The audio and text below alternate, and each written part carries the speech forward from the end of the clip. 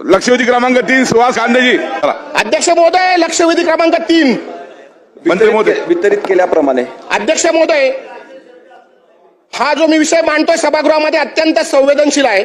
अध्यक्ष महोदय, 16 नोव्हेंबर 2025 ला मालेगाव तालुक्यामध्ये डोंगराळे गावामध्ये एका 3 वर्षाच्या चिमुरडीवर, जिनी जग बघितलं नाही, जिला योग्य काय अयोग्य काय माहित नाही, अशा मुलीचा तारेने गाळा आवळून शेखर उर्फ विजय खैरनार ह्या नराधामाने तिचा खून केला.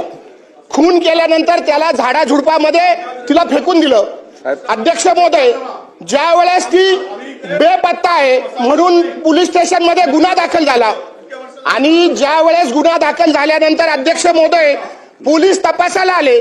तपासाला आल्यानंतर हा नराधम विजय खैरनार शेखर हा त्या पोलिसांबरोबर त्या मुलीला शोधायला झाडाझुडपांमध्ये आणि डोंगराळामध्ये आणि रानावनामध्ये फिरत होता.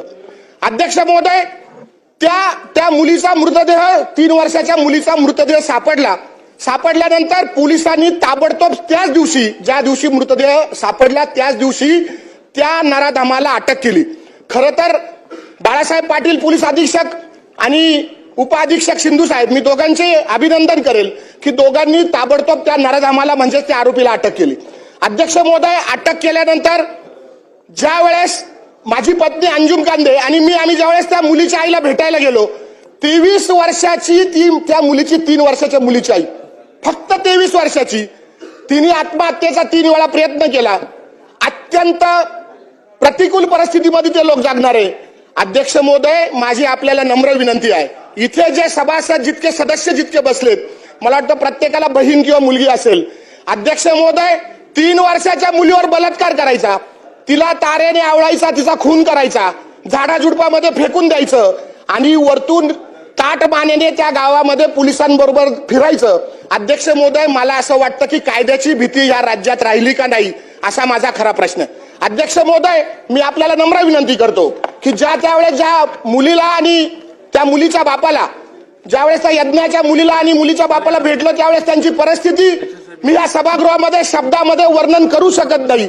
इतकी वाईट परिस्थिती त्यांची झालेली होती. अध्यक्ष महोदय, मी आपल्याला खरं तर असं म्हटलं पाहिजे, कायद्यात बसत नाही, परंतु ह्या नराधमाला जनतेच्या ताब्यात दिलं पाहिजे आणि याचा खरं तर मुर्दा गाडला पाहिजे, असं म्हटलं तर काही वावगं ठरणार नाही.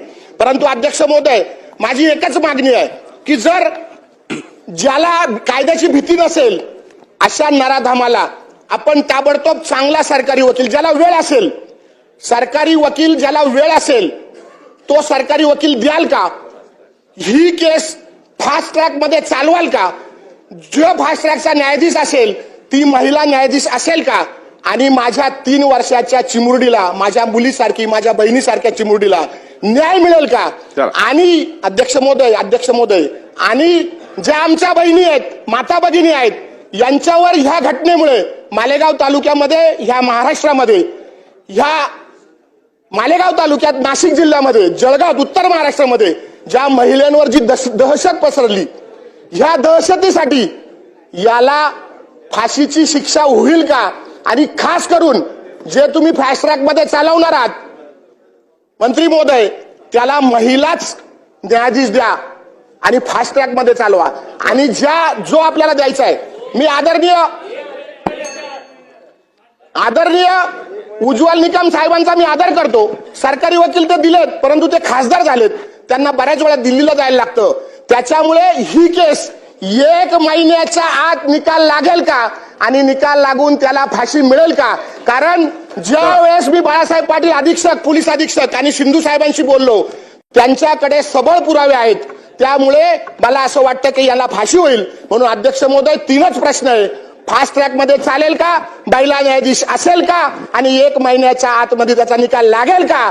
आणि ज्या वकिलाला, सरकारी वकिलाला वेळ आहे, महाराष्ट्रातल्या प्रसिद्ध, थांबा ना 2 मिनिटं, महाराष्ट्रातल्या प्रसिद्ध वकिलाला वेळ आहे,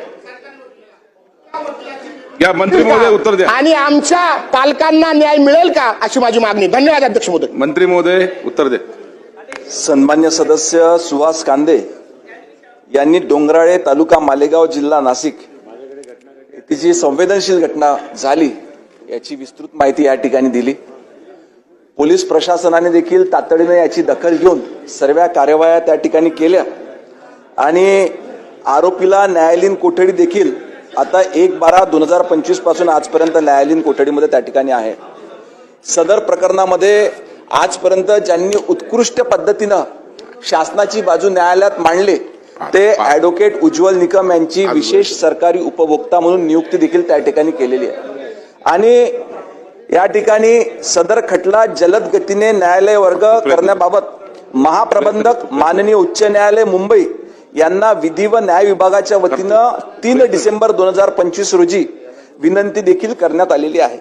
आता आपली जी मागणी आहे की त्या ठिकाणी महिला न्यायाधीश असाव्या ही देखील आपली भावना त्या ठिकाणी विधी व न्याय विभागाच्या वतीनं कळवण्यात येईल आणि त्याच पद्धतीनं खटला जलद पद्धतीनं आपण म्हटलं की 1 महिन्याच्या आत शेवटी हा न्यायालयाचा अधिकार आहे.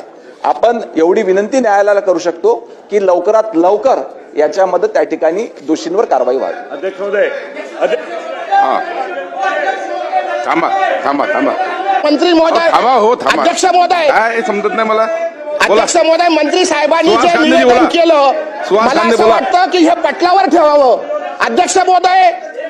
अध्यक्ष महोदय मंत्री साहेबांनी जे निवेदन केलं ते पटलावर ठेवावं जेणेकरून त्याची आम्हाला प्रत मिळेल. कारण असं ज्या वेळेस आम्ही पोलीस अधीक्षकांकडे तपास केला त्या तपासांती असे निदर्शनास आले की असं कुठलंही काही झालेलं नाहीये. त्यामुळे मी मंत्री महोदयांना विनंती करतो की आपण जे निवेदन केलेलं आहे ते पटलावर ठेवावं. धन्यवाद. हा, चला निश्चितपणे ही माहिती पटलावर ठेवण्यात बोला. अध्यक्ष महोदय, सभागृहातल्या अनेक सदस्यांनी आपल्या भावना व्यक्त केलेल्या आहेत आणि गेल्या काही काळामध्ये लहान मुलींवरचा बलात्कार आणि खुनाचे प्रकार वाढले नक्की आणि त्यामध्ये पण त्यांना अरेस्ट होते तातडीने गृह विभाग पोलीस विभाग आपला अटक करतो परंतु ते तात्काळ त्यांना जी काही सजा झाली पाहिजे ती होत नसल्यामुळे गुन्हेगारांवर जो काही वचक बसला पाहिजे तो बसत नाही आणि म्हणून मुख्यमंत्री आम्ही चर्चा करून यामध्ये एकतर विशेष वकील तात्काळ देणं फास्ट ट्रॅकवर ही केस चालवणं आणि टाइम बाउंड मध्ये त्याला अशा जर ज्या अतिशय अमानुषपणे अमानवीय घटना ते तर मी केलं होतं ना बाबा अमानवीय घटना ज्या आहेत माणुसकीला काळीमा फासणाऱ्या अशा केसमध्ये विशेष वकील लावून सगळी आपली एव्हिडन्स त्या ठिकाणी पुरावे गोळा सगळे आपण सादर करून त्या आरोपीला फाशीची शिक्षा झाली पाहिजे यासाठी शासन पूर्णपणे या ठिकाणी प्रयत्न करेल आणि अशा गुन्हेगाराला कायमस्वरूपी धडा शिकवला पाहिजे आणि इतर गुन्हेगारांना त्याचा वचक बसला पाहिजे यासाठी शासन प्रयत्न करेल. चला